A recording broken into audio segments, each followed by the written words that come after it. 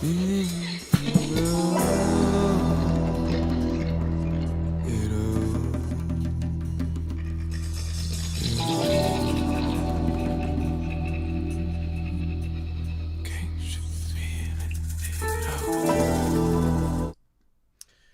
going on, everybody? This is Lewis Beck, streaming live with 343 TV.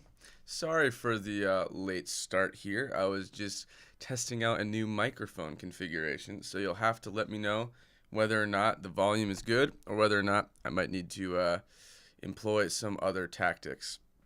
So, first off, welcome. I am just pulling up the chat right now to see who is on the chat, and I'm hoping to see a bunch of you guys, as we've been building a nice steady crowd of people that are kind of returning. So let's see. Oh yeah, dude. Oh, dude, people are deep in the cut. Okay, William Mind Readers, right? What's up, William? What's up, Sonic Walden? What's up, John Kingston III? What's up, Andrew Duke? What is up, Samuel? Messiah, what's going on, dude? Chris K, Paul Vanderwerf from Naples, Florida. That's what's up. Simple Sam, Mystic Moth, Enigmatic Onion, of course, Phil Benson, and many more. Anyway, what's going on, everybody? And Korean Jesus. What's going on? That's a dope, yeah, Korean Jesus. That's fun. All right. So, anyway, for those of you that are here for the first time, welcome to 343 TV. 343 TV is the online extended arm of 343 Labs, which is a music production school based in New York City and Berlin. So, we offer classes in Ableton, and of course the new Ableton 11, which just came out 2 days ago. Ooh, let me know if you're excited. Logic, mixing, mastering, synthesis, composition and arrangement, music theory, vocal production, all sorts of stuff. And we have a really dope online community that's been growing steadily on Discord. So I'd highly encourage you to subscribe to our channel and join up. So without any further ado, let's just cut right to it. This show, real quick, right, is called Electronic Music Essentials.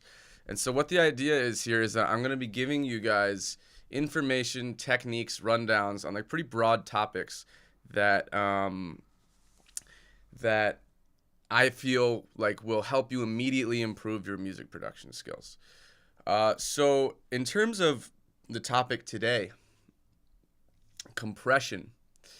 This is a crazy one, to be honest. It's pretty wacky, and I wanted to dedicate an entire session to it because I think that there's a lot of like bad information on the internet and on YouTube, especially about compression. And I think a lot of people don't fully understand what it is.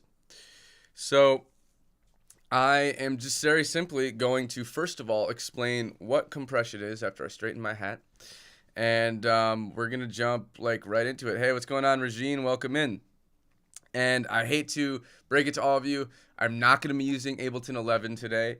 I have not yet gotten my discount code from the school to download it for cheaper than everyone. Perks of being in the industry. Nah, I'm just playing around. I just haven't really familiarized myself with it yet, so I don't want to stream with it. So I am going to actually be using Logic today, and I know I usually use Ableton. The reason I'm using Logic is because the Ableton stock compressors are really bad for teaching compression on. They're missing a couple of really important things that I think are really useful for teaching the concept. So first of all, I would love to hear from you guys over the course, as always, over the course of this stream. And what I want to do is I I would love for you guys to first of all lob in like what you think compression is and what you think it's used for, and I'll kind of be interfacing with the chat the whole time. To your question, William, mind readers, I will explain the different case scenarios to use compression. That's actually really what I'm going to be doing. So first, I'm going to spend maybe 15, 20, I don't know, maybe even 10 minutes, just like explaining like what a compressor is, right? And like why we use it at all. And then what I'm going to do is I'm just going to come up with a billion examples. I'm going to show you all across production and mixing how and when to use compressors and what some of the secrets are. Because the fact is this is one of those skills where, like, unless you have someone show you some of the tricks, it's really, really hard to pick them up on your own. And you're going to be surprised at what some of them are. So let's just jump right into it. What I'm going to do is I'm going to take a drum loop. And let's see, I don't even need it to have, let's see, are there loops in here? Focusrite drum pack. Let's see. Okay, that's weird. That's super annoying. All right, so what I'll do is I'll just make a really quick drum loop. I'll get to that question in a second, Enigmatic Onion. So what I'm gonna do is I'm gonna walk you through some of my favorite compressors, and I'm gonna show you the ones that I think are the best to kind of begin on because they're really straightforward and make a lot of sense. So what I'm just gonna like very, very quickly do is make a little loop, a drum loop actually, because the best place to start understanding what compression is on drums, I find. So let's see, let's just do something at 120. All right, and this is not going to be some crazy beat. I'm really just trying to throw us together as quickly as possible so that we can, you know, just start moving along. But yeah, while I'm doing this, I would love to, so compression compresses loud sounds and boosts slow sounds. Okay, that's what Samuel is saying. Todd Boone is saying it controls dynamics. Those are both in part correct. Todd's definitely like the closest, because it's just the most simple, right? And that's what it is, right? So compression just controls dynamics. Let's see, then we get Korea Jesus. All right, so I think a compressor pushes back on sounds to make room for other sounds. Not a bad guess. It's not fully what it does, but it definitely can result in doing that. So the thing is about compression, and I'm just going to try to be, you know, like winging it a little bit here as I'm talking. The thing about compression is that there's a very specific thing that it does. However, it can result in a lot of effects that have kind of nothing to do with the initial design of like what it is. And so what I mean by that is like it's designed to do one thing, but you can really use it to do a lot of things. So let me just make this beat.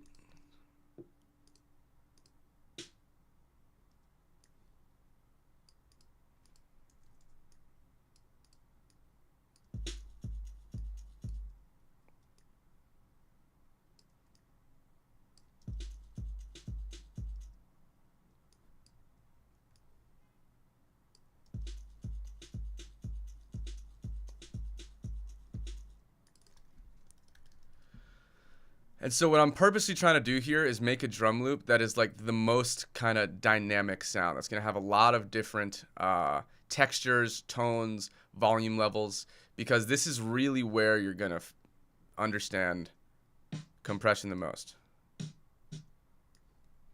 And so just right off the bat, right, what a compressor is designed to do, and only thing it's designed to do, is to reduce peaks in volume. So after I make this,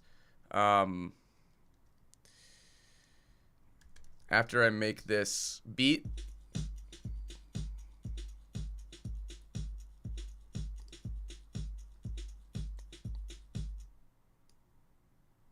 I will go deep dive into explaining what it is.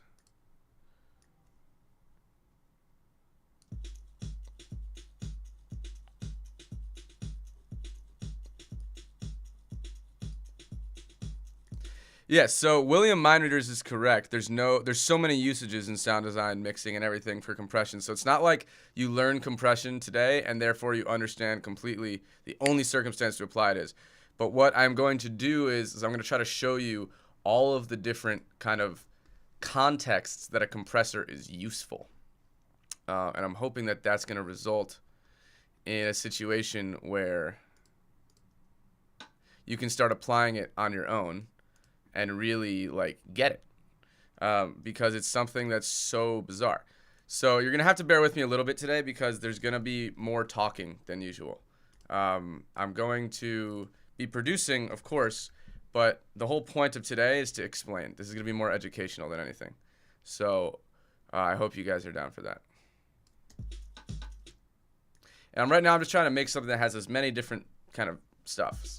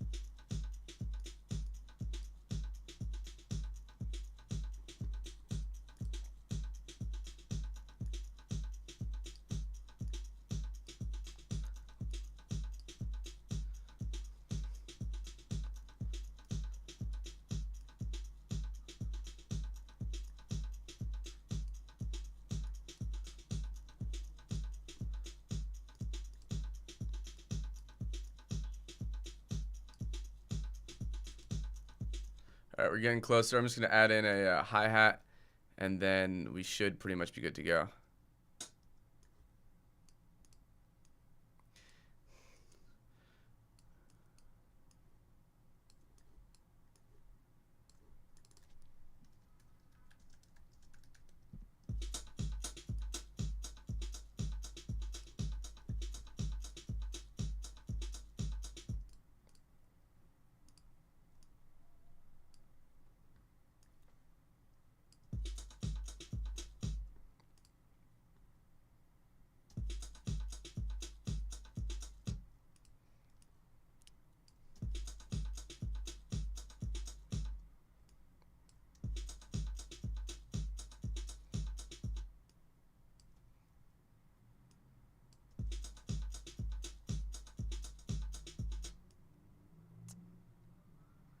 Come on, man.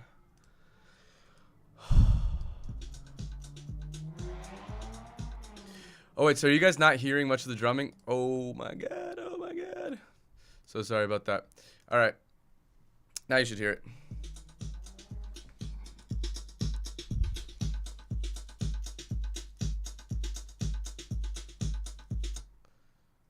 Yeah, that's my bad. I forgot to set my output.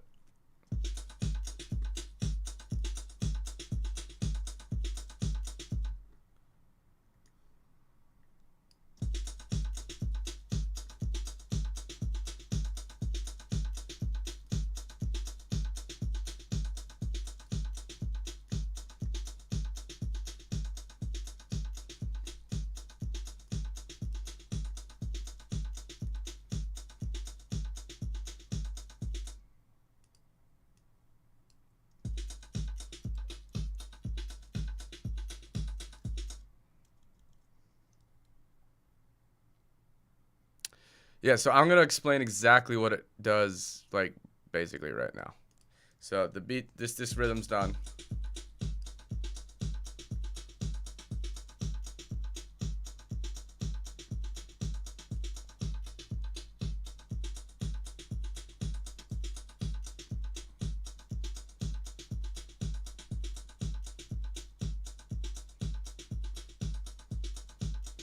All right, cool. So let's talk compression. All right. Here, oh, by the way, I also have to, wow, okay, I'm off my game today. You have to excuse me. I am a little bit tired, I must confess. All right, so let's get focused and centered. You can now see the beat. You can hear the beat. And let's get going. So basically, compression was invented in like the 1940s. And what it is designed to do, or rather I should say, what it was designed for was radio broadcast. And basically, something that was happening at the time was there was an issue with broadcasting radio, where basically any any sort of live event where there was sudden and drastic fluctuations in volume, they would cause the radio to distort. And so basically the way that radio waves work, and so the way that I'm going to go about explaining compression is I'm going to be technical about it, but I'm also going to try to be as creative as possible. Yes, so John Kingston's completely correct. It was for broadcasting. And so essentially what compression is designed to do is, say you're at a live sporting event or a political rally or a live performance of music, right? Like with a live band, especially at the time. So what would happen was right, let's use the sporting event example, right? Let's take like a baseball game, which can be really boring and quiet for large stretches of time. Then someone hits a really long ball, right? And all of a sudden the crowd goes wild, right? Or someone hits a home run and the crowd explodes in volume, right? Well, the way that radio frequencies work is that they basically convert the audio data into a radio wave, which broadcasts across a particular frequency, right?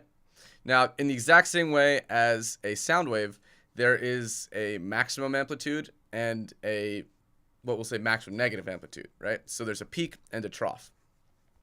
And there's a defined range that radio broadcast can occur across. Essentially, it's a dynamic range, right? Now, what happens is since the radio wave was responding to real-time volume, right? Huge fluctuations in volume would actually lead to a larger fluctuation in the radio wave. And so what would happen is it would overmodulate, meaning it would have too much of a difference between top and bottom and exceed the range of the broadcast frequency, which would result in distortion on the receiving end, right? So they wanted to figure out a way to make it so that they wouldn't get radio distortions every single time there was a really loud moment, right? And so what they did was they invented a compressor. And the first compressor that was ever really invented, at least the style of it, was this guy. And so this is called an optical compressor. And so let's just be really, really clear about one thing about compression, okay? Because this is the first thing that a lot of people don't understand. And if you just only even understand this, it will already improve your understanding of compression so much, okay? Compressors were designed to control loud aspects of volume, right? Now, when we say control, what we mean is level it out, right? Make it more even. So, to that point, the only purpose of a compressor, from a technical point of view, is to reduce volume. That is it. I'm going to say that again. The only function of a compressor, technically speaking, in terms of what it actually is designed to do, is to turn volume down. That's it. So, if we were to look at this shaker, right, what we can see is there are extreme differences in volume, right, between these peaks and these little levels, right?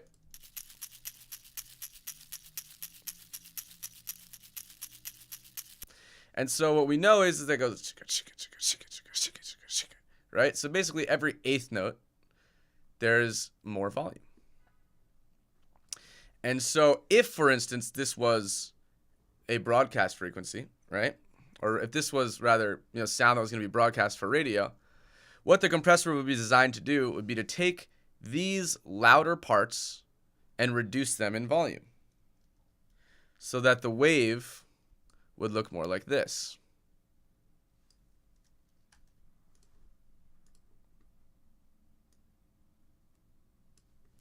Right? So the whole idea behind a compressor is that it's going to make it look and behave more like this. So we don't get that sense of dynamics. So what are dynamics? Let's talk about why this is a word that gets used so often when we're talking about compression.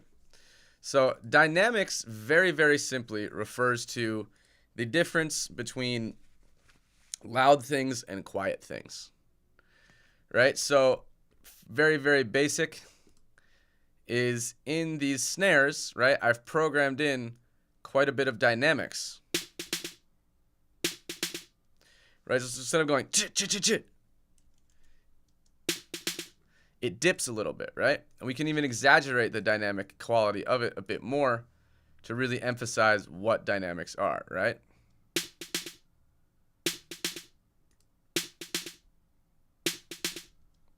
Right, so a thing called ghost notes in drumming or in drum programming, where you basically make a note that's like really quiet to fill in a little rhythmic space and give it more feel. That is a dynamic moment, right? That's a moment where the difference between the loudest thing and the quietest thing is like really, really exaggerated, right? So whenever we're talking about compression, right, and applying compression, what we're usually talking about is taking the loudest information and pushing it quieter, right? That's what it is explicitly designed to do. So if I were to take this compressor and put it on the shaker, right? And bear in mind, this is like the oldest form of compression, right? This is really, really basic. All that it has is a peak reduction knob and a gain knob. And so what this is designed to do is basically make up for any gain that you lose, right? Because when you're compressing, you literally are just turning the volume down. So as you can hear, the more compression I add, right, and this is the representation, it just gets quieter. So the gain knob is supposed to be for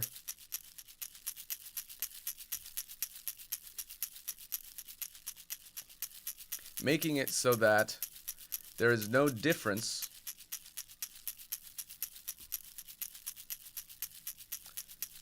between the compressor, between the volume after compression, right? And so let's talk about what's happening real quick here, first of all, with this shaker when we compress it, right? So first of all, when I turn it off, this is just the clean sound, right? Now I'm going to turn it on, and we're going to talk about what you should be listening for.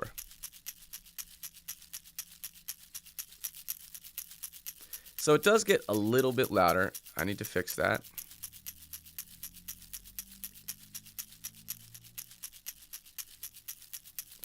Now, one thing that happens, right, is it gets a little bit brighter.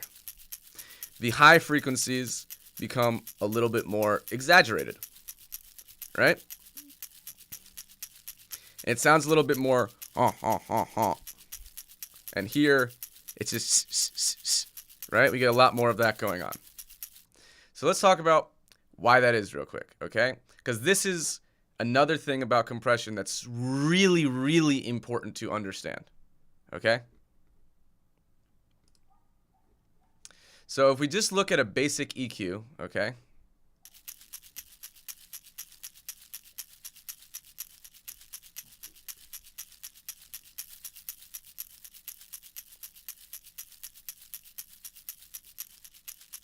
We can see a couple of really interesting things happening here, okay?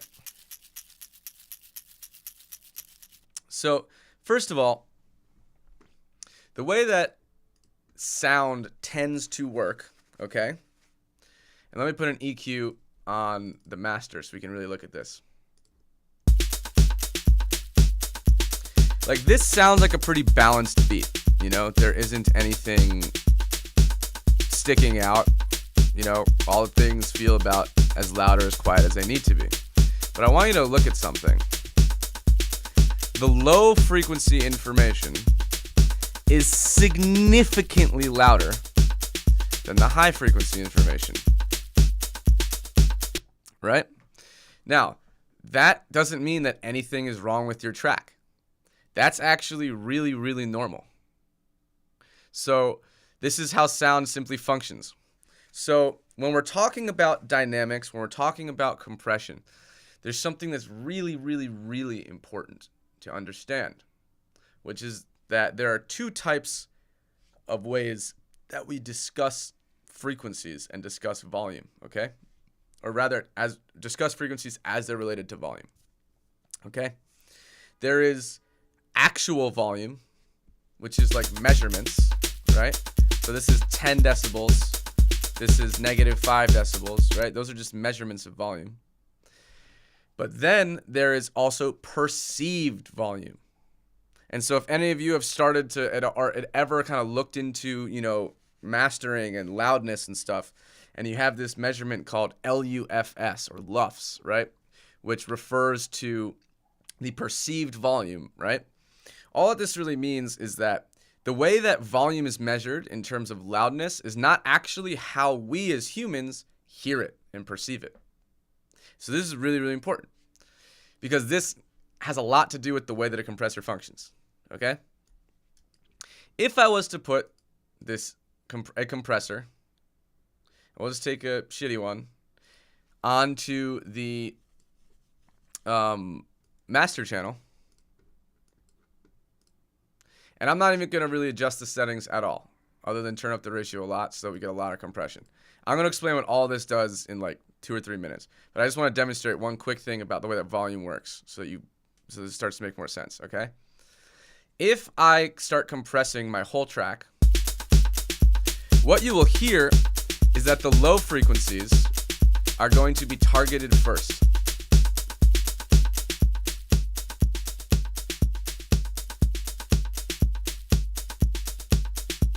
Right? So what we lose is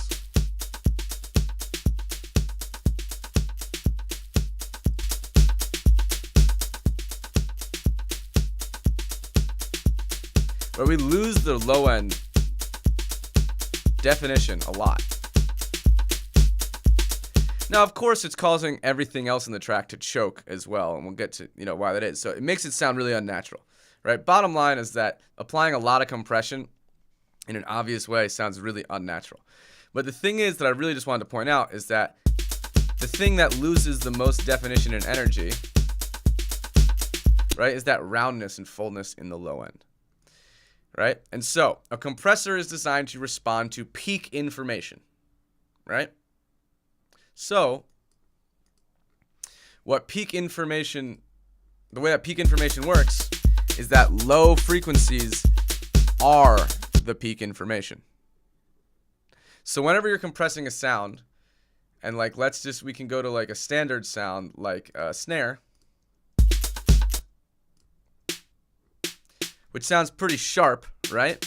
Like we're more focused on these frequencies. We can actually see that these lower frequencies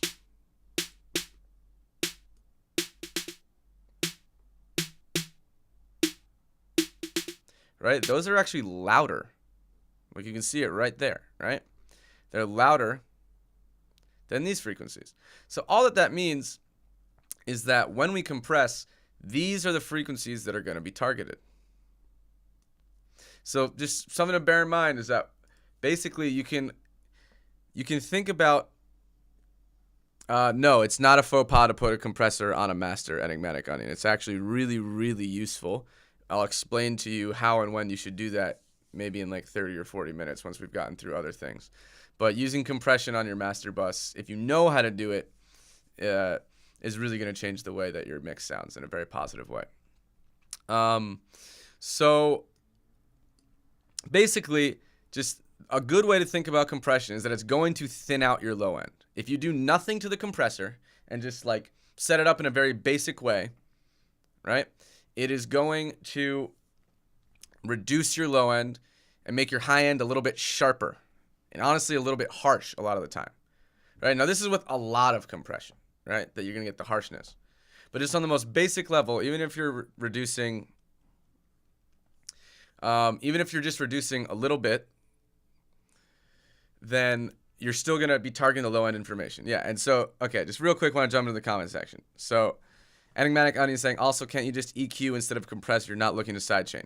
Right, so this is a kind of a misconception about what a compressor is. Compressors happen to, you can use something called sidechain. It's a technique, but that's not what a compressor is designed to do. So EQing and compression do very, very different things. Korean Jesus, I'm glad that you're still here. I acknowledge that this is going to be complicated and there's going to be a lot, right? Which is why I'm really going to dedicate, we're probably going to go over the hour length today. So I will get into the difference between a compressor and a limiter in a couple seconds, Korean Jesus. And so to William's point, compression catches peaks, the highest peaks, no matter are the frequencies. Right. So what I'm trying to explain here is that volume is not distributed evenly across a sound. Right? If a sound is really, really bright, for instance, if we take the shaker and we look at the EQ, we see that we have a lot more high frequencies, right? If we go like this, you see that we kind of like tap out at about 200 hertz. There are technically there's technically some information there, right? But when we're using a compressor, okay, there, perfect. You can see it. It just jumps up real quick. There's actually some weird subsonic frequency information here, right? Now you cannot hear it at all, but it's pretty loud actually. This is of course the loudest peak right here, right? But the way that a compressor works is that it responds to wherever the loudest point is. So what I'm trying to explain here, William, and maybe you're agreeing with me, maybe I just didn't fully understand your comment. What I'm trying to explain here is that the actual frequency content of what you are compressing is going to determine how the compression affects your audio. Right? So the compressor is always responding to peaks. But the thing is if your peaks are at a certain frequency, those are the things that are going to be compressed first. That's all I'm trying to explain.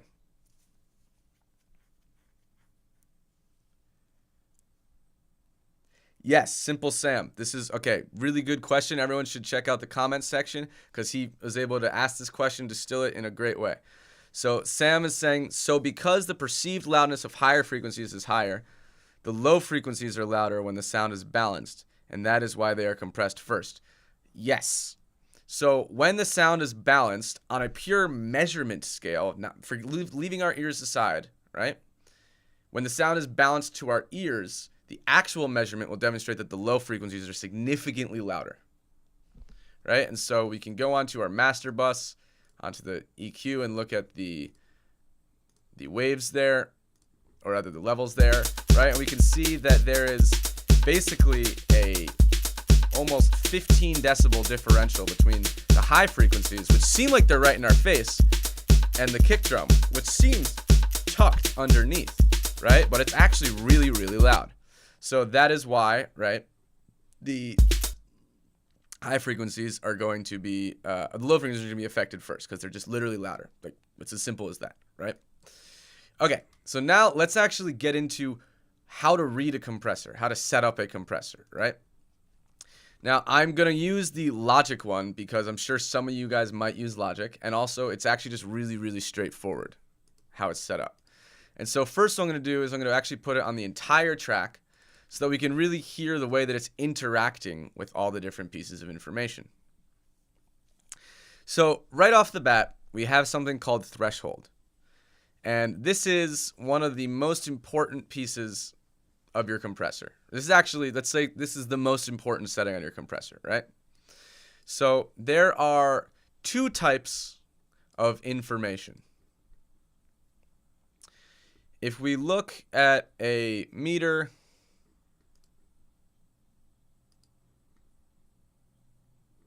okay, I must have accidentally put on a, oh, there we go, okay. So if we look at a meter from waves,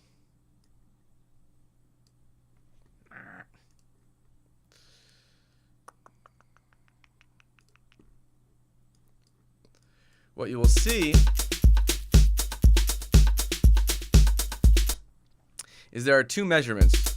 So we have what's called momentary output and true peak. So this is kind of a silly way that they're calling it. But what we're going to instead call this is something called RMS and peak information, okay? So I'm actually going to write this down. So there are two ways that we measure volume, okay?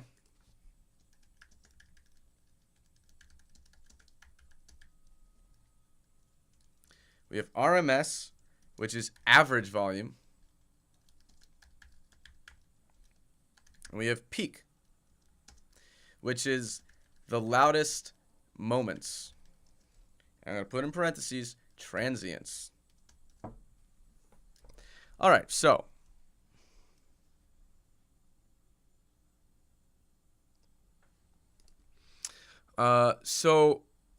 the average volume, okay, how do we go? All right, let's go about it like this. So this is really where understanding compression is like, if you don't understand, this is critical to understanding compression, okay? This concept right here. And by the way, if you like have a notebook or have some like, you know, like Microsoft Word or something that you can just like type into, I highly, highly recommend writing down a lot of what I'm going to write down today, because it's going to help you out a little bit. So if we look at this kick drum, right? We can see that it starts really loud and then gets quieter, right? This is a classic kind of way that a kick drum looks, right?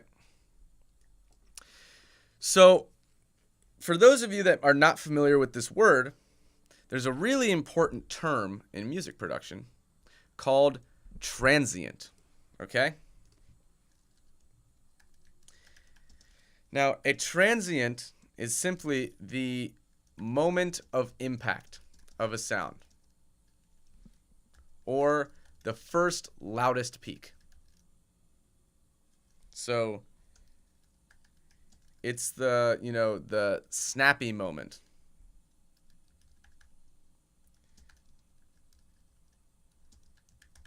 So it's like the snappy or sharp moment, right?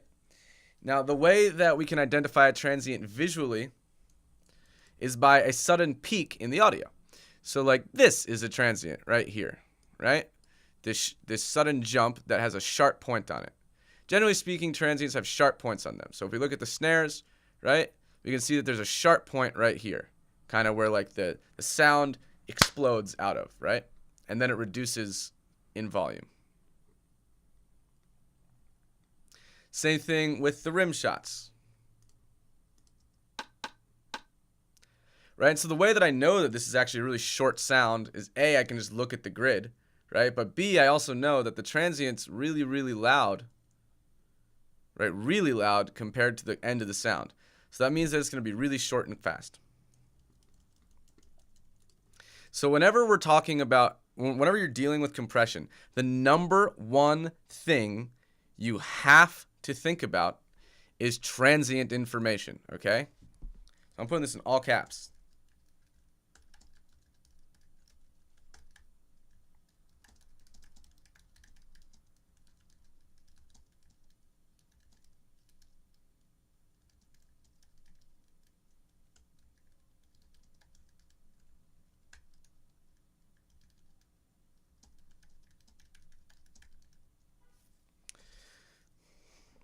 No problem, Keith. I'm glad to hear that you're here. And hopefully, yeah, just this will be up tomorrow, so you can just go and rewatch the whole thing.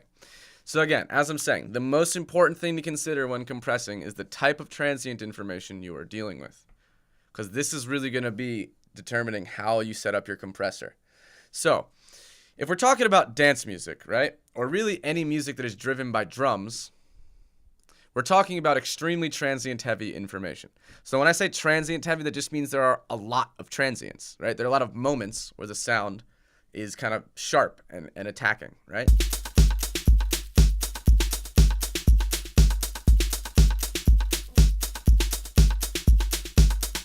So like the reason that this beat sounds like alive, right, is because the transients are set up in such a way that there's ducking and weaving going on with them, right?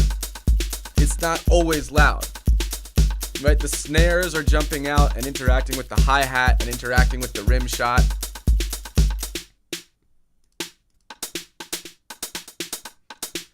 Right? So we hear this kind of motion going on in between these things, right? And so those are basically just differences in transients in terms of the volume of the transient itself, right? So I'm going to propose to you a different way to think about music production. And this is really advanced. So, you know, if this doesn't fully make sense to you right now, what I'm hoping is it's something that over like the months and years that you continue to do this, it'll make more and more sense the more that you think about it and the more that you learn.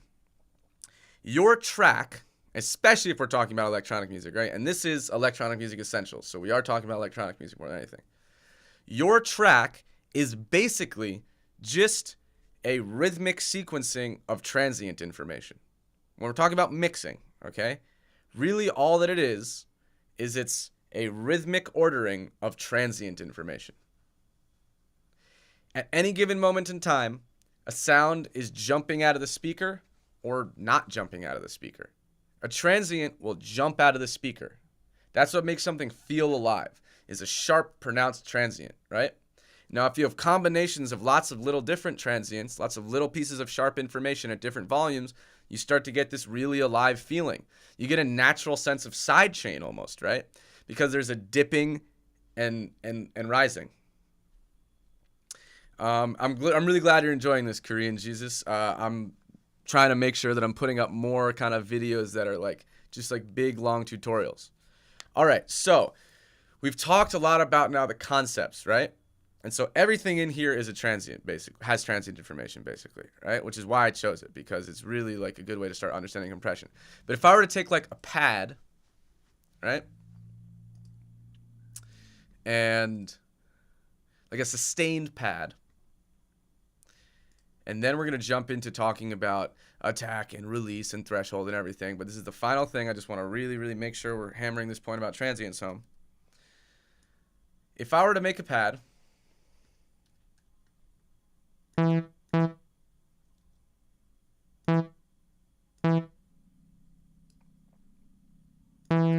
I were to make it sustained, and I'm going to design the sound. I'm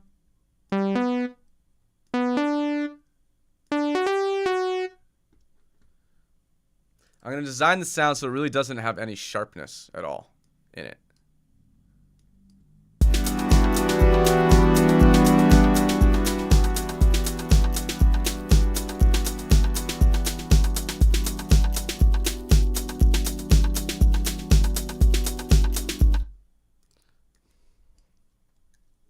So if I were to take this sound and bounce it in place, or as it's called in Ableton, freeze and flatten, right?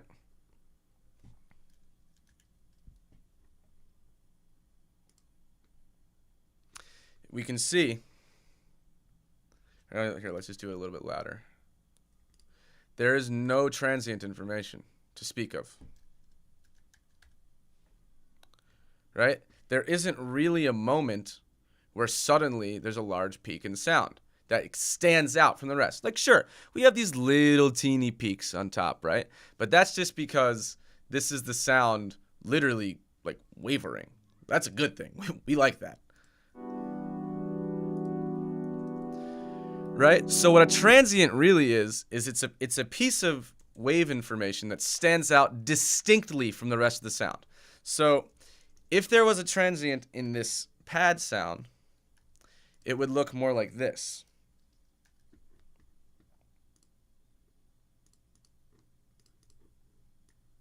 It would be that big of a difference, right? So like this would be the transient and this would be the rest of the sound. So if I were to take this same pad now and introduce a transient,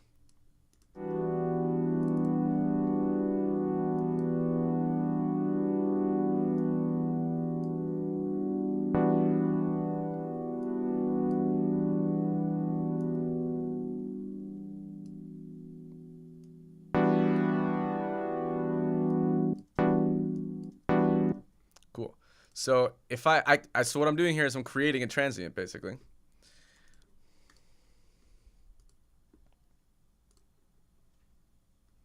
So now you can see this has a transient.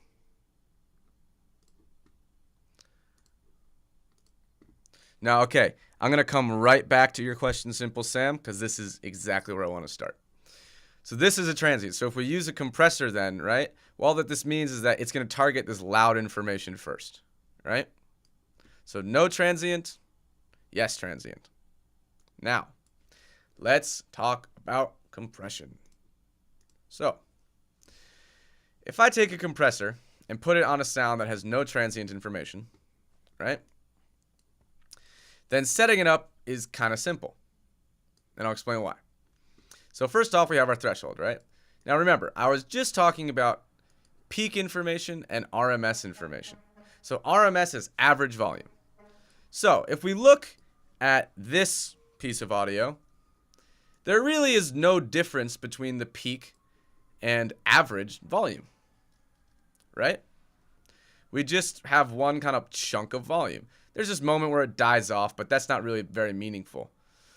So if we apply a compressor here, let me explain to you what a compressor is going to do in this context. The compressor is going to make all of these little waveforms. Now, if we look in here, right? These little moments between like here and here smush together, right? Here and here, which when we zoom in, that looks a lot, right? But the truth of the matter is it's happening so fast that this is just sound waves cycling, right? This is just part of the way of the structure of the sound. When we zoom out, we can see, and this is important because this is really how we're hearing it, there isn't that much, difference to speak of. So if we apply compression here, it's not really going to change the sound very much.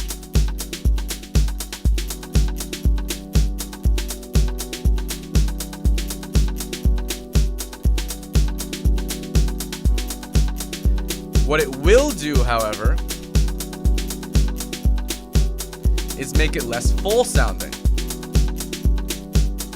Now, why is that? Well, like we talked about before, look what the loudest part is.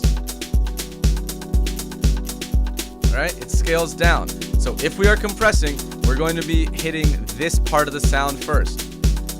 So watch what happens when I turn the compressor on.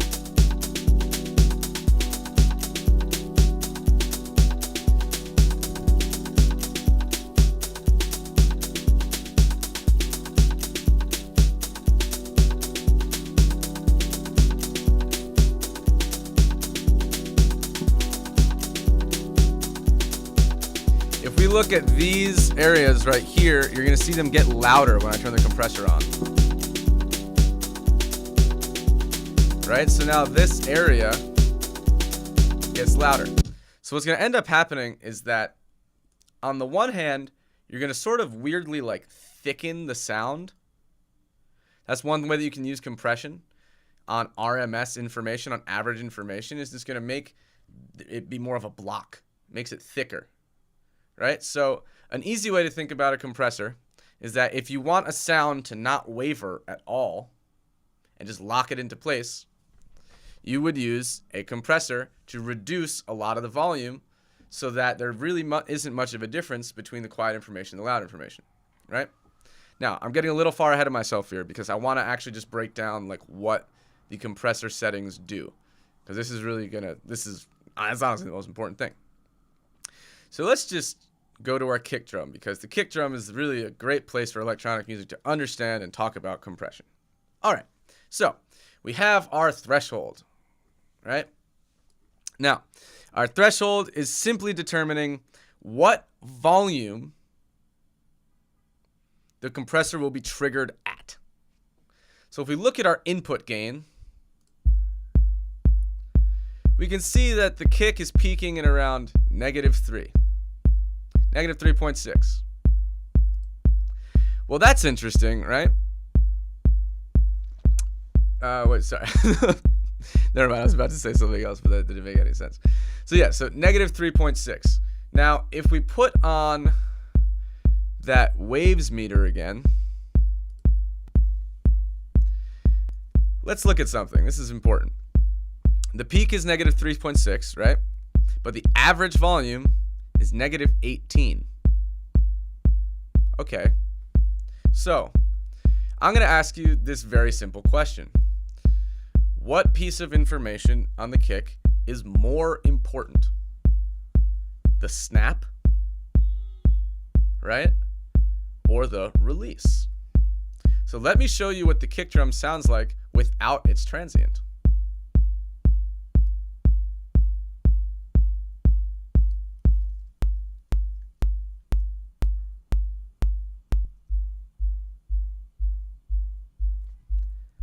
Right?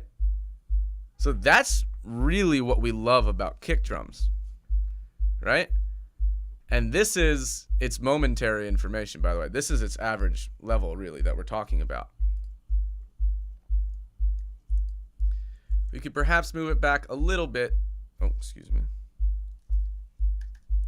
To catch a bit more. We're just catching the back end of the transient right there. You can hear there's a little bit more impact. So, there are two parts to the kick drum, right? There's the release of the kick drum, and there's the punch of the kick drum. Now, both of them are really, really important, right? They're really important for rhythm. Now, particularly with rhythm, the snap of the kick drum is way more important, right? So let's try to isolate only the transient and hear what that sounds like.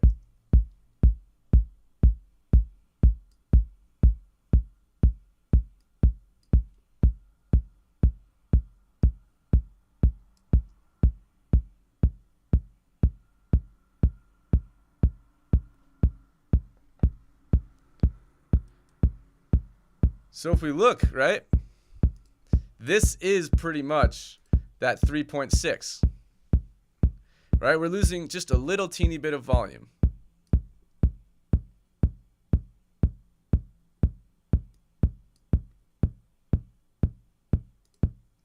So that's really like, I would say, the snap of the kick, right? Now if we zoom in, this is what I like a lot about Logic, and put it onto time mode, we can see that 1 second doesn't actually elapse until right here, I believe. Oh no, I'm actually very mistaken. Okay, so 1 second elapses right here. Okay, great. So these are basically, there are 1,000 milliseconds in a second, right? So the way that Logic's meter works is that every 100 milliseconds it resets to 0. So right about here is 100 milliseconds. Right, we can see the 1 right there. So the actual snap of the kick on this kick drum is about 56 milliseconds. Right? So when we're talking about peak information here, right, the transient, what we're really talking about, excuse me, is this moment, 56 milliseconds, right? So when we're setting our compressor to compress and setting the threshold, one thing we have to think about is, do we want to hit this spot? Do we want to reduce the transient? Right? And this is really the be-all, end-all of compression, right here. Do we want to make it so that this moment is quieter, or keep it as loud as it is? So let's remember, it was 56 milliseconds where we identified the transient, right? So on the compressor, right, I could set my threshold now. As you can see, if I set it to negative 3.5, right, it's barely just kissing. We're not even getting 1 decibel of gain reduction, right? Now, the way that I'm going to approach compressing this kick drum is really just going to be from two mindsets. I either do not want the transient to be affected, so I don't want the snap to be affected, or I do want to reduce the transient. So, why would I want to reduce the transient? Well, a reason I might want to reduce the transient on a kick drum is to increase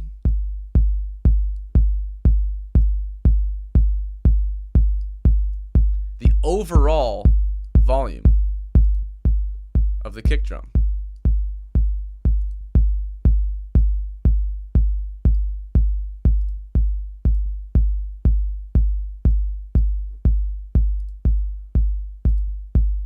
Right, so you can hear what happens here is that the round, warm woo, woo, woo, woo part gets louder when we compress.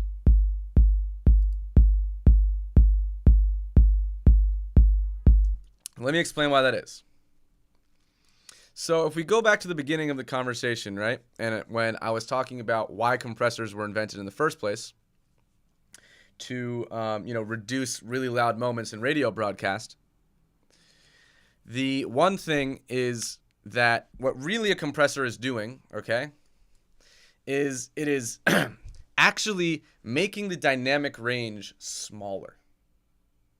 So what that means is that the dynamic range, right, just to refresh, is the difference between the loudest piece of information and the quietest piece of information. So if we're looking at this kick drum, the dynamic range is the difference between this moment right here, where it's really loud, right? Negative 3.6 decibels, we happen to know that. And this moment right here, where it's like almost silence, right? So that's probably like at least 50, 60, 70, 80 decibel differential. Let's say probably like 40 decibel, 50 decibel differential, right? That's a lot. There's a lot that goes on over the case of 40 or 50 decibels. And so when we're talking about a compressor, a lot of the times you'll see on the internet, on YouTube, people will say, oh, compressors is how you make things louder. Well, as we've already discussed, that's explicitly the opposite of what a compressor does, right? So the compressor is designed to make something quieter. That's literally all that it does, right? All that it does is turn the volume down. However, you can manipulate it to make it seem like you turn the volume up. So I'm going to explain something really, really simple, right? If I were to take this information right here, right? So if I'm compressing about, 2 decibels, right? I'm probably compressing about from like here to here. This is probably the area that I'm reducing, right? That's be my guess just by looking at it. So what that basically means is that I've currently set my compressor with a fast attack, and we'll get into what that means in a moment, but I'm reducing the transient. So basically what's happening is I'm reducing this information by 2 decibels. And so now look at what happens. If I even reduce it by like 3 decibels, it's actually more even with this now, right? So check out what ends up happening. If I reduce it 2 decibels, but I'm only reducing really this area, because this is the loudest area, right?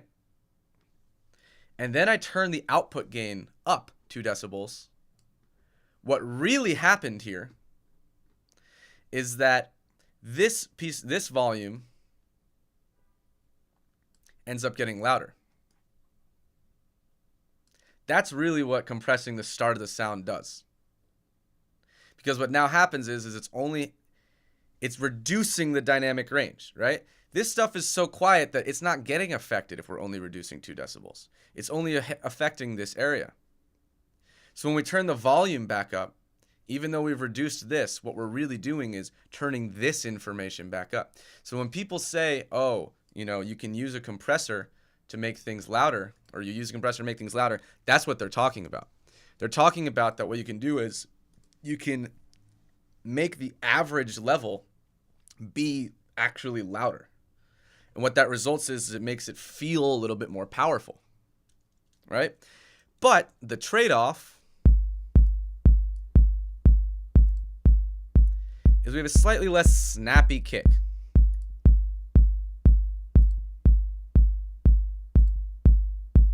Actually, here it actually makes it a little snappier. So let's just go like this. We'll talk about why that is in a second. All right, cool. So let's actually get into what all the controls are on the compressor, right? So threshold, as we've discussed, is simply the volume at which you reduce, right? Next, we have ratio. Now, this is one that, here, I'm going to write these down.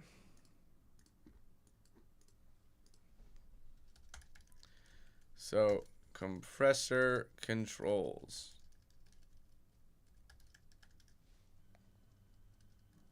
First, we have threshold,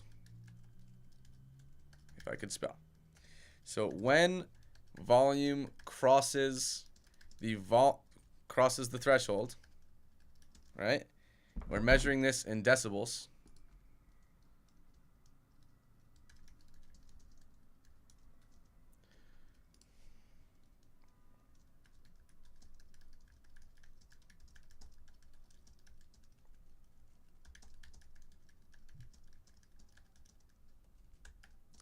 The compressor will begin to reduce information, right?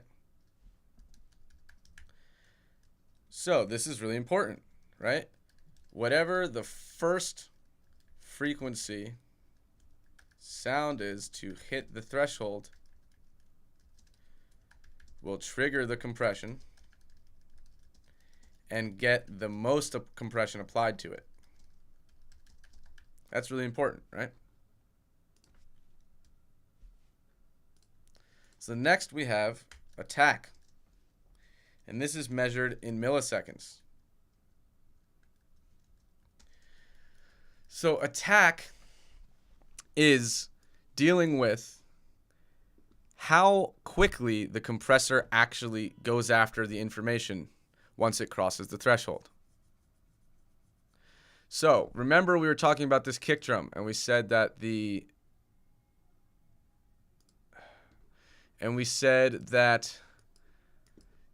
transient is happening at about 56 milliseconds, right? Right about there. Well, what that means is that we can set the attack so that it doesn't actually reduce the transient.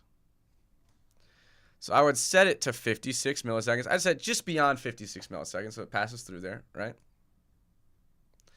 And what that would now do is, in theory, it means that that part of the kick drum will not trigger the compressor. So what will also happen is that the volume where the compressor gets triggered will go down a little bit. Now, we don't see a really meaningful reduction in volume until right about there, which would be 206 milliseconds, which is a lot. As you can see, the attack only goes up to 200 milliseconds. So if I wanted to really let all of this information pass through, I would have to put my attack to 200 milliseconds. So it wouldn't get reduced. This information wouldn't get reduced when I compress. Right? So very simply, the attack is how quickly the compressor reacts to transient information. Or just information crossing the threshold. The reason that I've been so adamant about talking about transients is because that's usually the first thing that crosses the threshold. And we can use compression to shape transients. So you may know that there are literally transient shapers from like Isotope and other companies. But you can also use the compression as a transient shaper. In fact, transient shapers are just like simplified versions of complex compression settings and expansion settings. We're not going to talk about expansion. So basically, when you're setting your attack, right, you have to be conscious of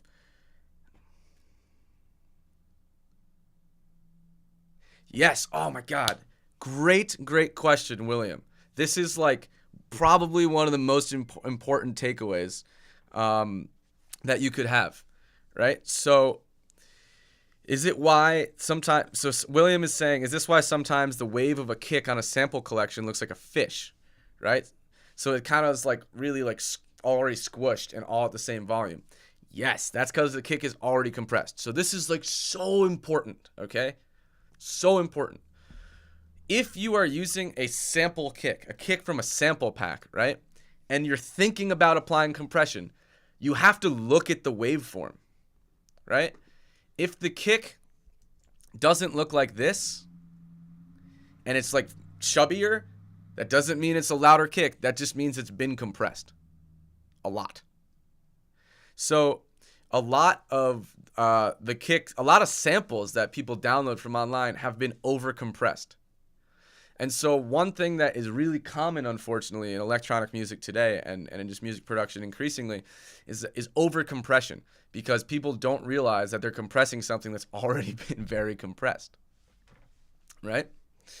So you kind of want to avoid that. You want to make sure that you look and listen to the information that you're working with and see whether or not it actually would benefit from compression, right?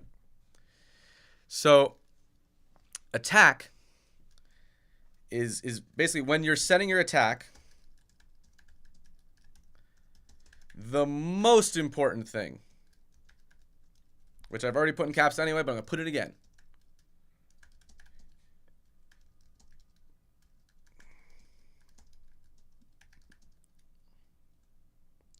is A, is there a transient, and B, do I want to alter its behavior? Right? So very, very simple, right? If I'm using a compressor on this pad sound, and there actually would potentially be a circumstance where you'd want to use a compressor on this pad, and I'll talk about what that is in a moment.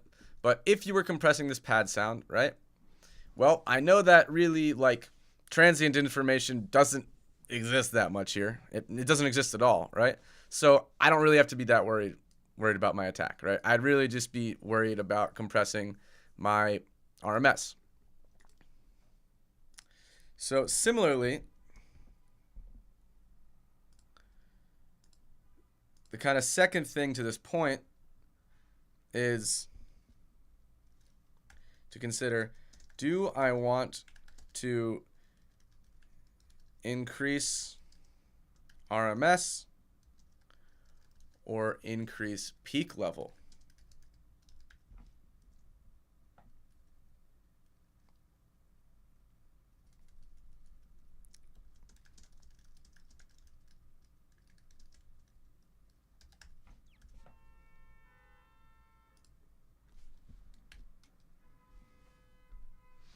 All right.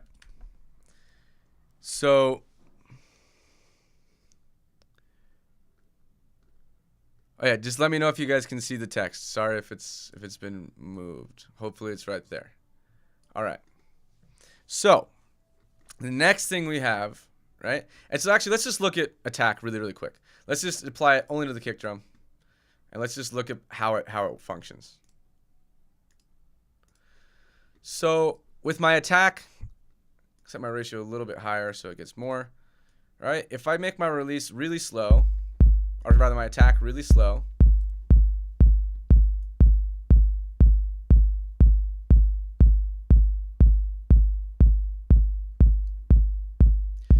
so we'll see I'm getting about 3 decibels of gain reduction. If I make my attack faster, you'll see that we actually get 5 decibels of gain reduction, right? Now, I'm going to have to give myself a little bit of a pat on the back here because I did say it seemed like those first 200 milliseconds were about 2 decibels in difference. And lo and behold, they were 2 decibels in difference. So basically, right, with this attack, I'm either trying to kill the transient or allowing it through. Oh. Okay, I see what you're saying, Simple Sam. Let me think. What's the best place to put the? All right, let me try this. Hold on. You have to show you guys in behind the curtain real quick. I don't know if I can move this over. Oh, there we go. Okay, great. So I'll move it up to here, and that should hopefully not infringe too much. Let me know if that's a good placement for it. I am less important than the information. I don't really care if you see me, to be honest. Right, so what the attack is doing, right, is the faster it is, especially on a kick drum, the more reduction you're going to get, right, because you're targeting the highest amount of information.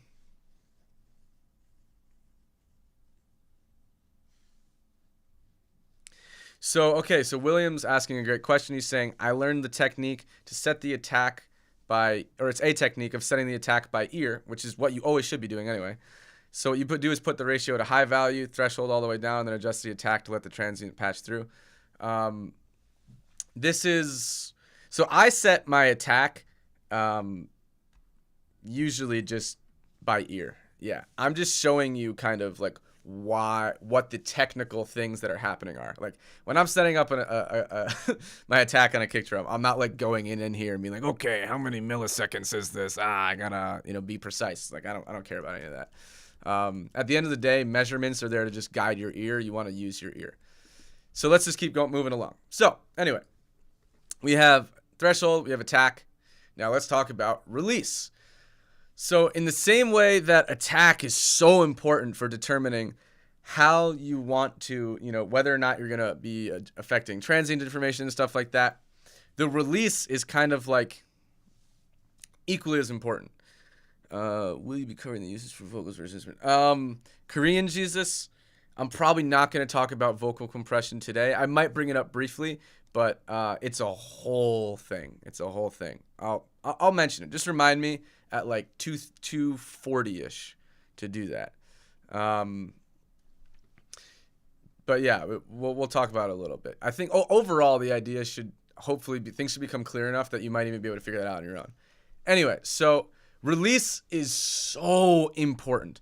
As much as attack is really important, I would argue that the release is really where people mess up compression more than anything. Because getting rid of transient information is bad if you don't want to, right? If you set your attack too fast, that's bad. But the thing is that the real issue with setting up compression incorrectly is if you don't get it to recover to no compression in time. So that's what release does, right? So let's take attack. So we can see that the needle recovers to 0, right? A state of no compression before the next kick drum actually comes in. So there's actually this really beautiful kind of synchronicity happening, right?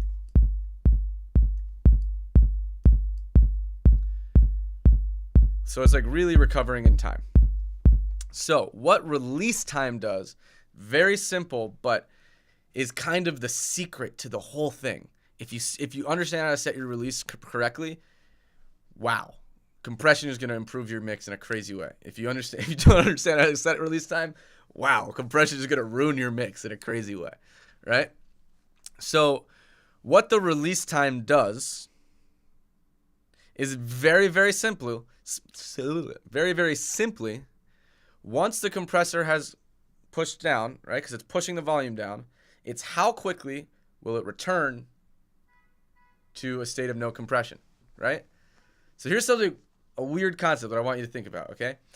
When this needle is pushing down, it is reducing the dynamic range.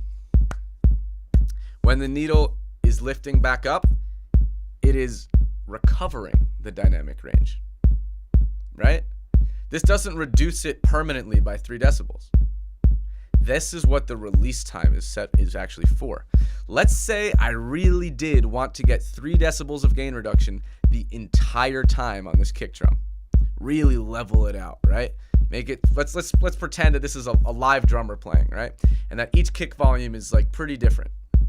Well, what I would do is I would take the release time and turn it slower. And as I turn it slower, I want you to watch the needle, because what's going to happen is it's going to stop recovering.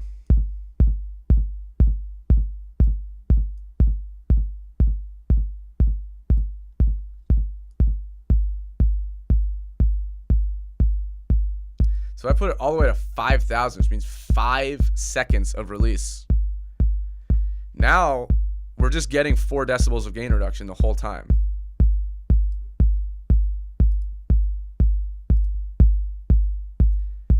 And this is where you start to hear the negative effects of compression.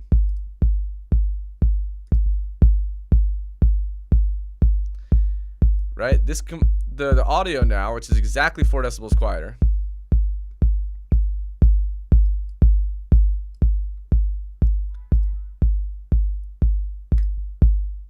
just sounds kind of choked and less alive, right? It's literally not releasing out of the speaker.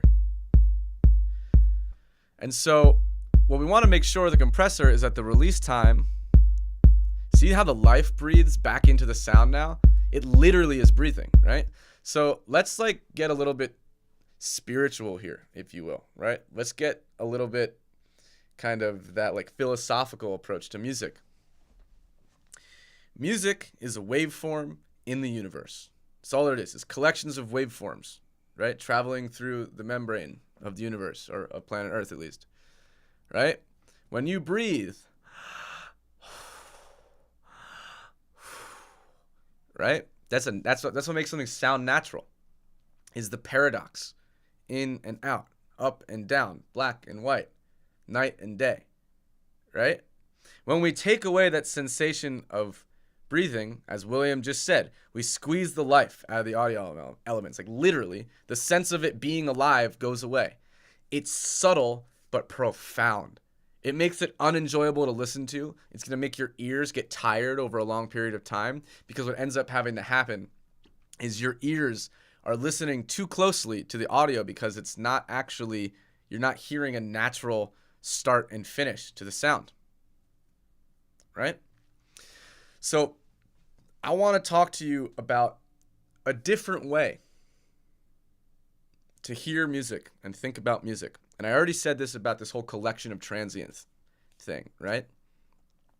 There's a really simple but advanced way to think about how to set up your mix, okay? Of how to approach mixing your audio. And it's really, really basic, okay?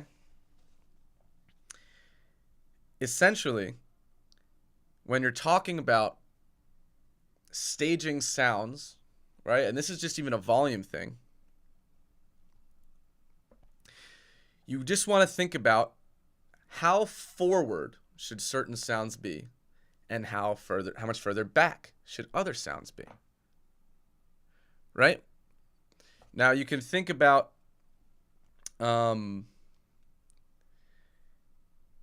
volume as a way to do that, right? In a very simple way, if something is louder, it's going to be closer. If something is softer, it's going to seem further away, right? But the other way you can think about this is that every single sound has a volume envelope, has an amplitude envelope, right?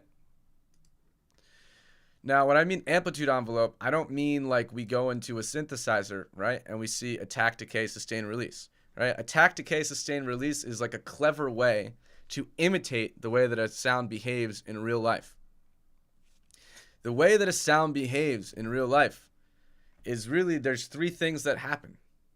It starts, it exists, and then it finishes, right? Every single sound in the universe starts, exists, and finishes, right? Oh boy, we're getting nailed here with the Restream bot. Very, very. Or is this just all people coming in here through Twitch that I'm finally starting to see on the chat? Okay, I'm not really sure. Do you OTT? Yeah, no, I don't. I do not OTT. Wow, there's a lot of. All right. Sorry, guys. Looks like we got bot bombed here. I'm not really sure what's going on. Oh, you are real. These are not bots. Okay. I honestly, maybe it's just things came in through. I'm only monitoring on YouTube, so I really have no sense. Okay. Anyway. Welcome to all of you on Twitch. I hate OTT, just for the record. I think it's very, very stupid. So, as I was saying, right, we can think about every sound as having its own volume envelope. And when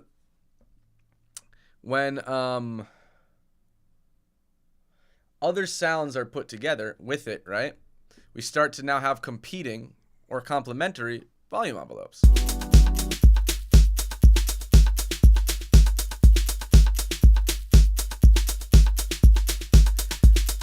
Right, so remember before we were talking about how like these three sounds are really like creating the sense of dipping and diving? Well, that's because they all have the kind of most intense transients, right? And they're jumping out of the track with varying degrees of intensity. So really, really simple way to think about music production is that if something has a transient, that transient is going to jump out of the speaker, right? When a track feels like it's literally jumping out of the speaker, right? When it sounds like it has tons of energy and punch, that's because the transients are really well defined and emphasized. Yeah, sorry guys about the Twitch stuff, but I say just focus on what we're doing up here. If you have questions, still log them in. I'll try to answer them.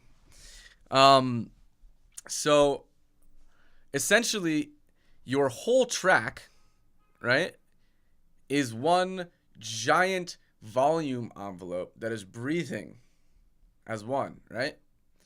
And so the way that I approach mixing is to think about, yeah, I don't know if we can. I'd say let's see if Thomas is still on the stream. We'll try to turn off the restream thing.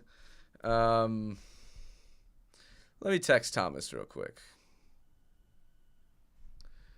Sorry about that, guys. This is the world we live in, though, you know?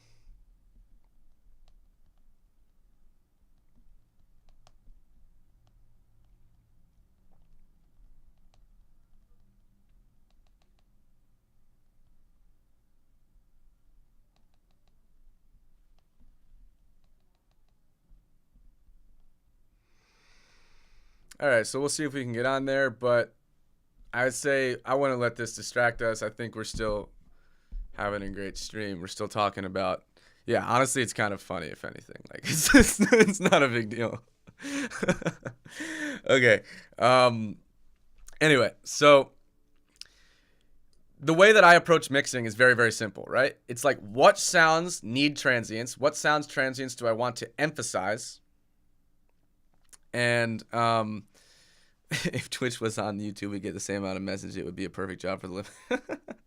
Wow, that's the nerdiest joke ever, William, and I love it. Anyhow, so what this is great. So what I'm basically trying to get at here is the way that you should use compression in your mix is to decide whether or not something's transient needs to be controlled or adjusted. And if the answer is no, you really shouldn't use a compressor. That's like about it. So that's how I look at compression, right? Is if the transient is well defined and if the kind of the envelope of the overall sound, the volume envelope feels natural, right? Then I personally think the way I approach it is don't use a compressor. You're going to make it sound more unnatural. Now, easier said than done to, well, I appreciate the raid. We appreciate it. I think we all ended up having fun. So, yeah, well, anyhow. That's funny. So, anyhow, Uh, as I'm saying, the problem is that trying to understand what sounds natural, like what makes a sound natural and complete, right? Well, that's the thing that I can't teach you. That's something that you have to kind of learn to use your ears for, right? But what you can do, and what compression has been used for historically in music production, especially in the 60s, 70s, 80s, 90s, the thing is that they mainly were using compression to try to shape drums and shape transients to feel like they were more alive, right? So the thing is that like when it's especially useful on drums. It's really like all the techniques were kind of created for processing drums, right? So like if you've ever been in, I'm gonna have to imagine that most people on the stream, okay, yes, Mattis, I will 100% explain that in a second. It's a phenomenal question. We'll get into that momentarily. So essentially, right, if you take a snare drum, I can literally just take my snare right here.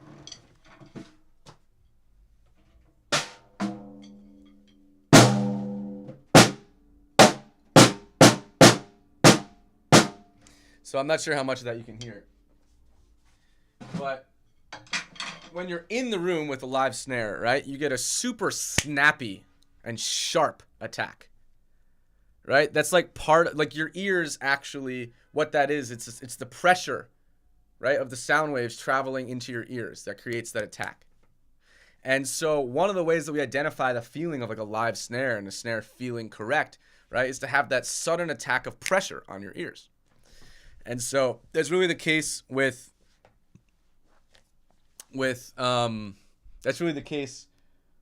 a compressor. What you're trying to do is create more snappiness a lot of the time on a kick. So Korean Jesus, to answer your question, this is silly. My name is Justin. I used to make music under the name Lewis Beck. I don't really do that anymore. I make music under the name Sylvan Paul now. But it kind of just caught on that we were like marketing the videos under Lewis Beck. So I have many names, I guess, at this point, right? But you can just call me Justin, man. I'm probably gonna have them change that from Lewis Beck to Justin sometime in the near future, because I was thinking about it. I'm like, this is just silly. Anyhow, so anyway, all that I'm really trying to say here is that you want to use a compressor to either increase the average level or to emphasize a transient or to level out an uneven performance. So that's the other thing that a compressor was used for a lot of times, right? Is if you had like a guitar performance where the guitarist didn't play it perfectly, then you would use a compressor to sort of smooth out some of those peaks and stuff. So let's now just get into some practical applications of compression. And I want to actually jump into what Mattis Poll asked about what sidechain filter is. So common misconception, right? Common misconception is that, whatchamacall? Oh man, I just completely lost my train of thought here. Right, sorry. Common misconception is that people think compressors are only used for side chaining, right? So what is sidechain? Okay, sidechain is really, really straightforward, right? So if we put a compressor onto the shakers, what the sidechain does is if we set this up here, and the way you set this up in Ableton, right, is you just click the little triangle arrow and you have your sidechain input, you select your source. And so if we take the kick drum, what actually happens now, or let's do this internal first.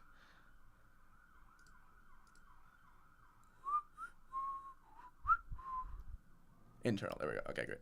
So we can see that the input volume, right, is fluctuating between this number, right? Now, if we click on kick, we change the side input. Now you'll notice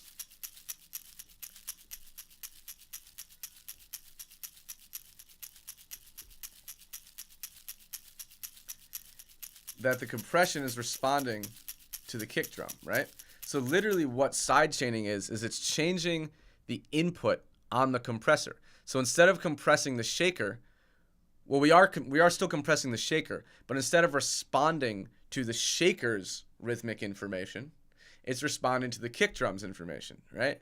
So typically speaking, we use this to make things duck, right?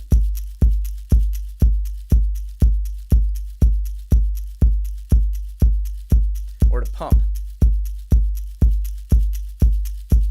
So right, that release time gets a little fucked up. But also kind of makes it vibier.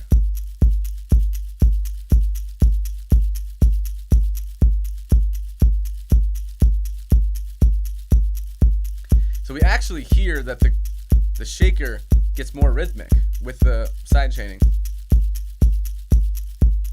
Now maybe it's a little much. Because what it's now doing is we're basically making the kick, making the shaker duck with the kick, right? So if we actually hear that in context,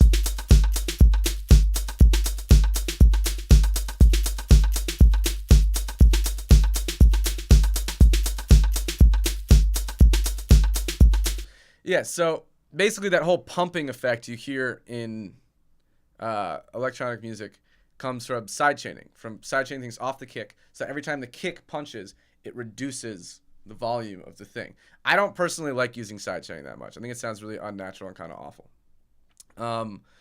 So now, to Micah Stolk's point, do you compress percussion? Yeah, I compress pretty much all my drums. I'll explain why in a second. So I still want to go on this point, though, about what the sidechain input actually is, right? So the sidechain input, and this is where things get a little bit confusing for people, is that the sidechain filter is something very, very different than setting a sidechain to another instrument. And so this is actually really like one of the secrets of how to apply compression in a really effective way. And basically, in the Logic one at least, and you can do this also in Ableton's compressor.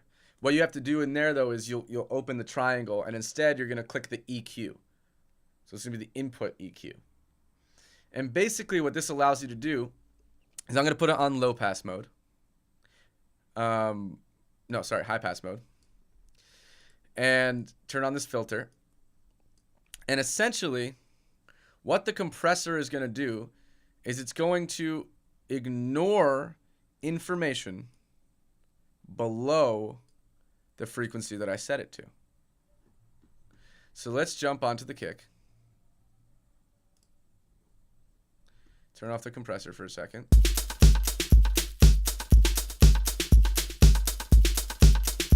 So it looks like, yeah, sorry about this, Phil Benson. This is like a full lowdown on compression, and it is very advanced. And if you've never heard any of this stuff before, it's gonna definitely be information overload. But yeah, just go back and reference the video a little bit more, and try to apply some of the basic concepts. The thing is with a compressor, or rather, so I should say, the thing is with this kick drum. I'm going to go ahead and say that all of that goodness and punchiness, the warmth, is coming from basically 127 and below. So what I'll do is I'll set the frequency on my sidechain filter to about 130.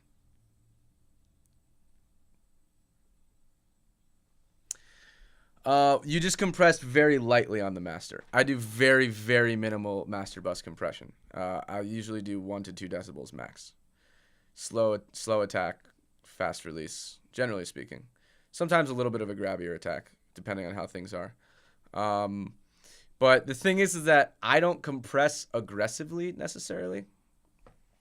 Yes. Okay, Simple Sam. Great question. So when are you ignoring? So this is exactly what it does. So basically, this is saying, hey, compressor, ignore everything below 130 hertz when we're compressing. So I'll set my attack to about 56, like we had said. Set my release fast.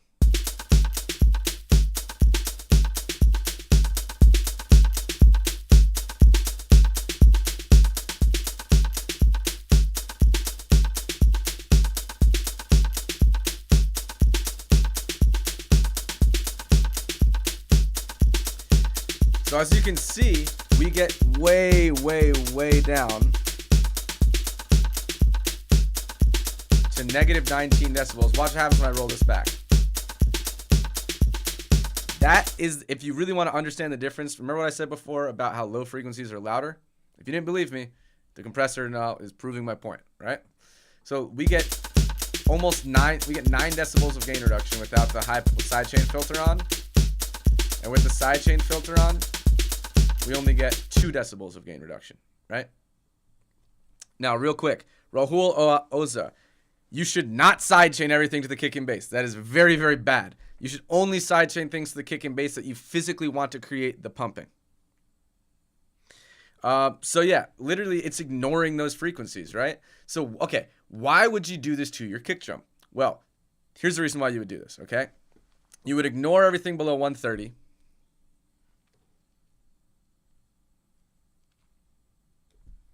Wait, so is the filter of the sidechain is like replacing the audio input? Like replacing the trigger from replacing it. No. So all of this is okay. Like the reason it's called sidechain is because there's actually a like there's literally the way that they used to build compressors.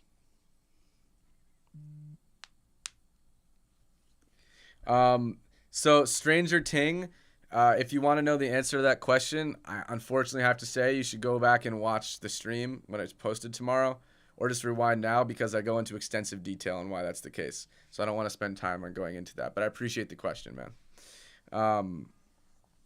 Yeah, so the entire signal is still compressed. It is similar to multiband compression, except imagine you just have 2 bands and everything above the high pass band is what's being compressed.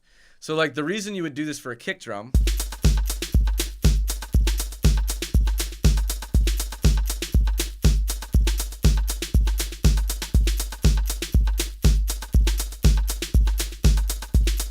would be to like emphasize the snap a little bit more, right? Because the snap is coming from higher frequency information. So I might even go to like 500.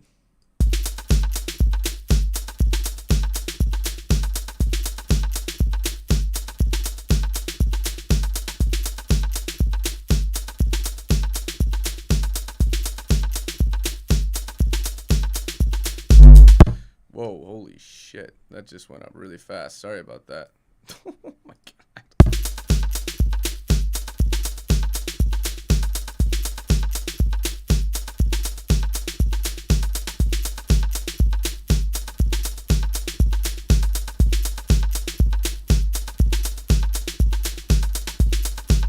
So it's subtle.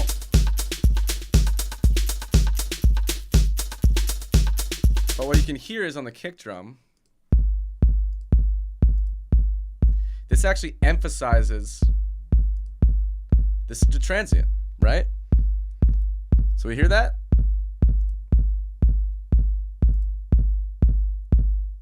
The transient gets louder when we turn the kick drum on, or when we turn the compressor on.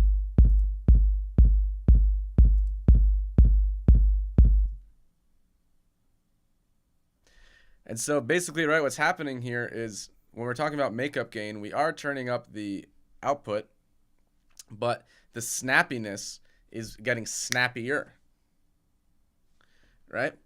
So this is what I actually use compressors to do, usually, is to make something snappier. That's the majority of the time, that's what I'm using the compressor to do. I'm either using it to make something snappier, using it to even out an uneven performance, because I play a lot of live instruments and I'm not a perfect instrumentalist, so a lot of the times I'll need to make my performance a little bit more even. Or something I use it a lot to do would be like on this shaker, if I wanted to really like kill the like kind of transients, I would set my compressor to have a really fast attack and a fast release and a high ratio. Oh, which, by the way, I just realized we never talked about ratio. That's crazy. So ratio is honestly really straightforward. The higher the ratio, the more compression you get.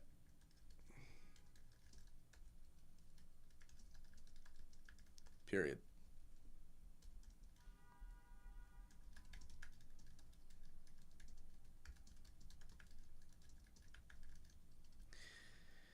So you can think about... No, so Phil Benson, mid-side compression, really different. So mid-side is literally like you're only compressing the middle of the track and not touching the side, or vice versa. And so in a kick, if you wanted to make the punchy, snappy sound of the kick higher pop out, you would set the release to whatever you wanted to make it sound. Well, no. Okay, so Tom Barrett, you want to make sure you set your release time to be fast on the kick. Right? So you'd have a slower attack so that the whole transient comes through. And then what you're really just doing is you're only reducing the highest parts. So when you turn it up, right, you're getting the area where the crispiness of the snap is being turned up a little bit more. You can kind of use a compressor like an EQ or in place of EQ if you understand how to manipulate it, right? If you understand how to target certain frequency ranges and not others. That's much more advanced. But so the other thing that I use compression for is, by the way, someone had asked earlier, what's the difference between a limiter and a compressor? A limiter is just a compressor with a 10-to-1 ratio or higher. These days, brick wall limiters, the ones that you use like for mastering and all that stuff, those are an infinity-to-1 ratio. It means nothing ever gets through, right? So you can think of ratio as just like the higher the ratio, the less forgiving the compressor is, right? So at lower ratios, less, or I should say, more information gets through the threshold.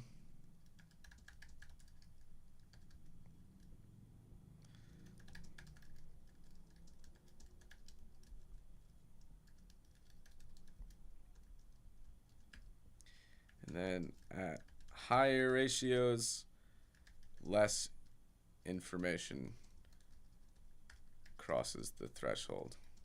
Basically, 10-to-1 or higher, nothing gets through.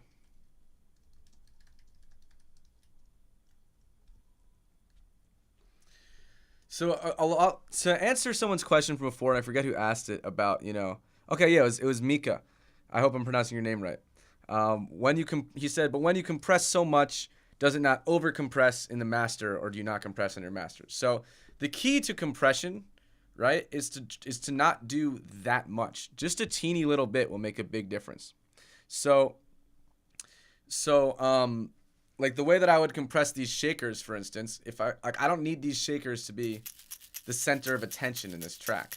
And as you can see, there's this constant change here, right? It's not very even and consistent where the peak is. So what I might do is I might say, okay, I'm going to have a really fast attack and a fast release, because what I'm going to do is I'm only going to go after the peaks.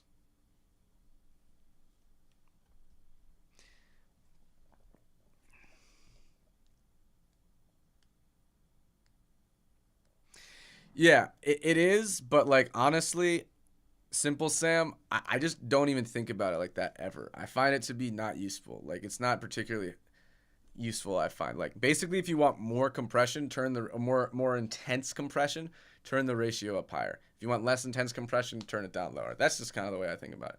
So if I want to just catch extraneous peaks, what I do is I would take fast release, really high ratio, or sorry, fast attack, fast release, so it just grabs the peak and let's go.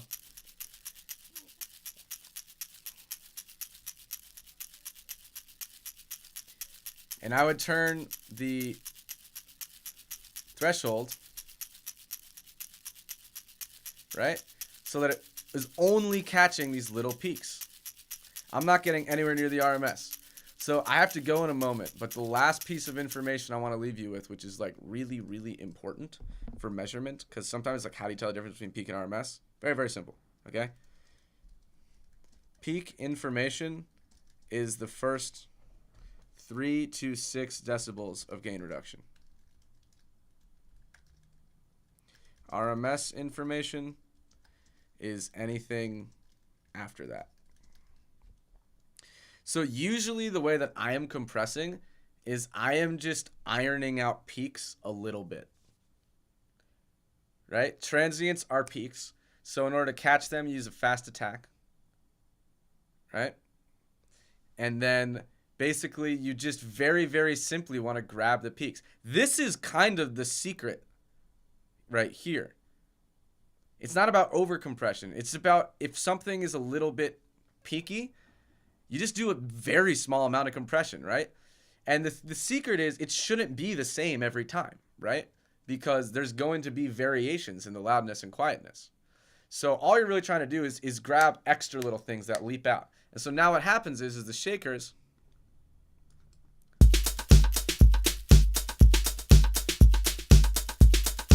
are less forward in the mix.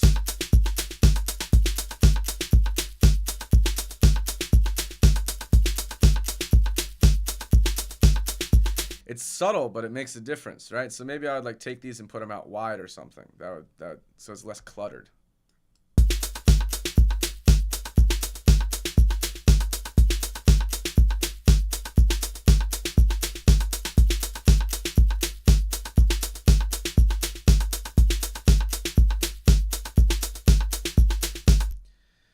But like for instance, if I wanted to make, let's say, this whole like snare, hat, rim shot less confusing to the ear, right? I could group these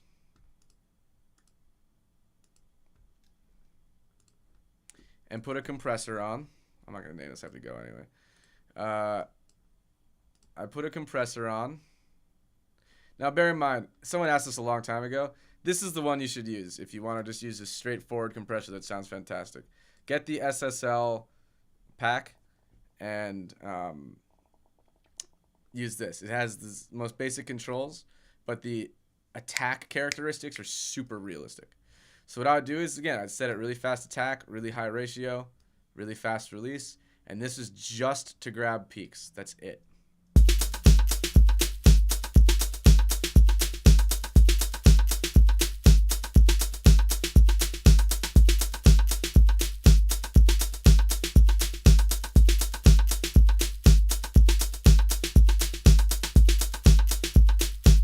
So as you can see,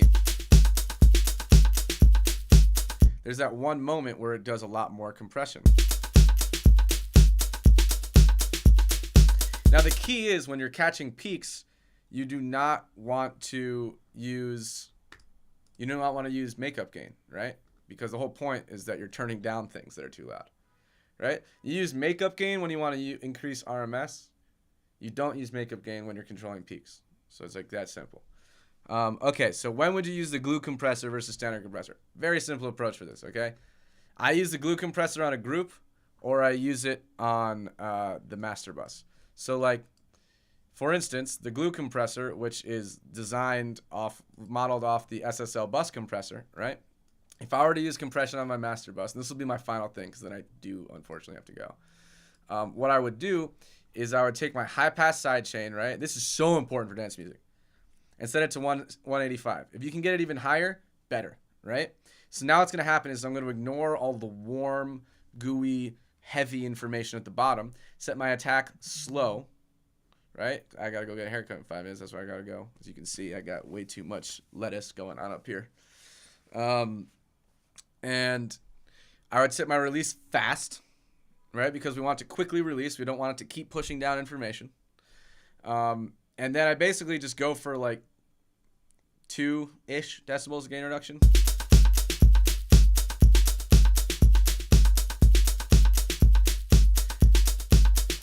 Now the thing is that this is what you have to be careful of. It's really only compressing the kick drum, right? That's like not useful. Why would I only turn down the kick drum? So 185 isn't even high enough really for the sidechain. So like I would go even higher. Maybe you take the Universal Audio Fairchild, which goes up to about 500, the sidechain. I'd set the sidechain up to 500. I'd go as high as 500 hertz. maybe a little bit less, like 400 hertz.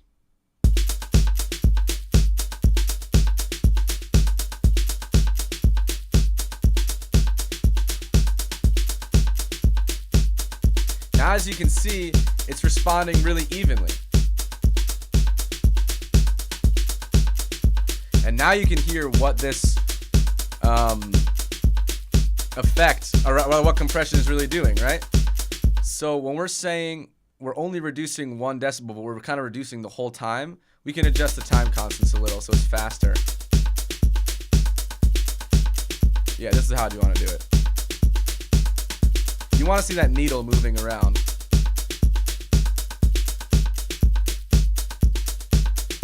Right, so as you can hear, the highs get a little bit louder, right? Because basically what happens is now we're just reducing the distance between the information of the frequencies from about 350 or 400 hertz, right, all the way to the top. And so we're just reducing that dynamic range, which is where a lot of the transient definition and energy is, and it makes your track a little bit more powerful and a little bit tighter sounding.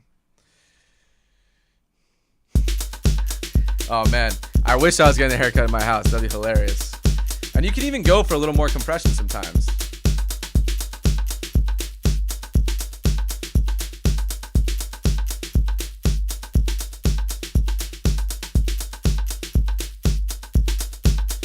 But as you can hear, you're getting a little bit too much compression on the snare, especially, right? You're losing the naturalness. So really just a little bit less than 1 decibel. Because what the compression will do is it'll snap and make the transients be a little bit more loaded, right? A little bit tighter and locked in. But if you do too much, then it makes it sound unnatural. Anyway, the best compressors to use, the recommended plugins for compressors. If you have Universal Audio, get the Fairchild. It sounds phenomenal. I recommend getting the SSL native pack. And I recommend getting the Slate digital pack. There's so many good ones out there. FabFilter's compressor works really, really well. Anyway, guys, so that is all the time that we have. This was hopefully really helpful. I know it was a ton of information, but you know, I figured it was worth diving into to really try to give you guys the basis. And the scary thing is we could have kept talking for hours. There are just so many different ways to get to talk about compression and its uses, but we're really just scratching the surface here. Hopefully, though, it was enough of a scratch that you feel a little bit more confident and comfortable applying these tools. So yeah, if this was your first time dropping through, as of course was the case with many from Twitch, I hope that you enjoyed it, even though I didn't use OTT at all. And I hope that you know, you dig the content, and if you really dug it, then please hit the subscribe button. We have tons of great content coming out all the time, every day. Really, it's not just me. I only stream on Wednesdays. We have some phenomenally talented and experienced musicians and producers who teach at the school and stream. Anyway, yeah, like I was saying, I gotta run, but it was a pleasure communicating with all you guys. Thanks for being so active in the chat and asking so many great questions, and bringing your knowledge to the table as well. And I will see you next week. Keep it real.